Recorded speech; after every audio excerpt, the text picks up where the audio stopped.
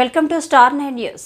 తిరుపతిలో SI finance corporation కార్యాలయాన్ని వెంటనే ప్రారంభించాలని సోమవారం జిల్లా కలెక్టర్కు కేంద్ర మాజీ మంత్రి చింతామోహన్ వినతిపత్రం అందజేశారు. ముందుగా తిరుపతి జిల్లా కలెక్టర్ కార్యాలయం ఎదుట మాజీ మంత్రి చింతామోహన్ కాంగ్రెస్ నాయకులు వెంటనే ఎస్సీ కార్పొరేషన్ కార్యాలయాన్ని ప్రారంభించాలని డిమాండ్ చేస్తూ కొద్దిసేపు నినాదాలు చేశారు. ఆంధ్రప్రదేశ్ రాష్ట్రంలో శాతం మంది దళితులు ఉన్నారని, ఇందిరాగాంధీ ప్రధానమంత్రిగా ఉన్నప్పుడు కాంగ్రెస్ ప్రభుత్వం హయాంలో ఎస్సీ ఫైనాన్స్ కార్పొరేషన్ జరిగిందన్నారు.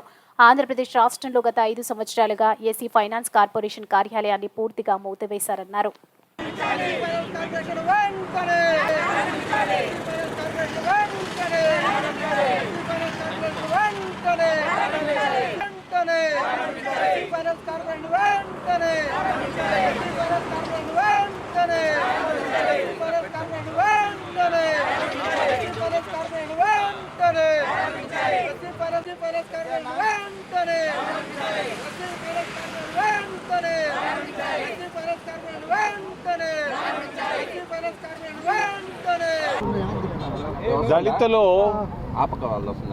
దళితులు ఎస్సీలు ఆంధ్రప్రదేశ్ రాష్ట్రంలో 20% మంది ఉన్నారు.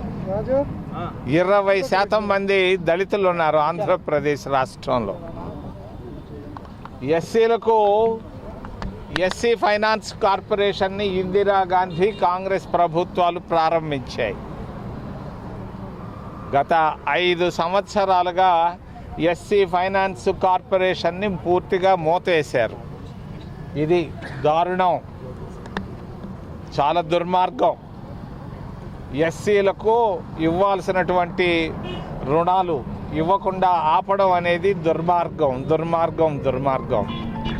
జగన్ ప్రభుత్వం దీన్ని ఆపేయడం జరిగింది.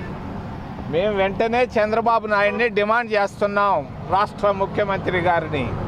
వెంటనే ఎస్సీ ఫైనాన్స్ కార్పొరేషన్లను ప్రారంభించాలి. వెంటనే ఎస్సీ ఫైనాన్స్ కార్పొరేషన్లో ప్రారంభించాలి.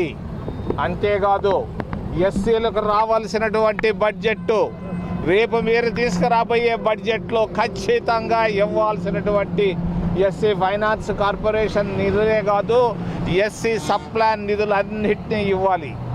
ఎస్సీ బిడ్డలకు స్కాలర్షిప్లు రావటం లేదు. మేము అడుగుతున్నాం చంద్రబాబు నాయుడు గారిని, వెంటనే ఎస్సీలకు రావాల్సినటువంటి సహాయాల్లో వెంటనే అందజేయాలని మరి కాంగ్రెస్ పార్టీ తరఫున మేము డిమాండ్ చేస్తున్నాం. ఈ వెంటనే 1 నెల లోపల అన్ని కార్పొరేషన్లు, ఎస్సీ కార్పొరేషనే కాదు, ఎస్టీ కార్పొరేషనే కాదు, ఓబీసీ మైనారిటీల అన్ని కార్పొరేషన్ తాళాలు వేసినటువంటి తాళాలను ఓపెన్ చేసి వెంటనే ఎస్సీలు అక్కడ తమిళనాడులో ప్రతి ఒక్కరికి 1 లక్ష రూపాయలు ఉచితంగా ఇస్తున్నారు, కర్ణాటకలో ఇస్తున్నారు. అదేవిధంగా ఆంధ్రప్రదేశ్ రాష్ట్రంలో అప్లికేషన్ పెట్టినటువంటి ఎస్సీ నిరుద్యోగుల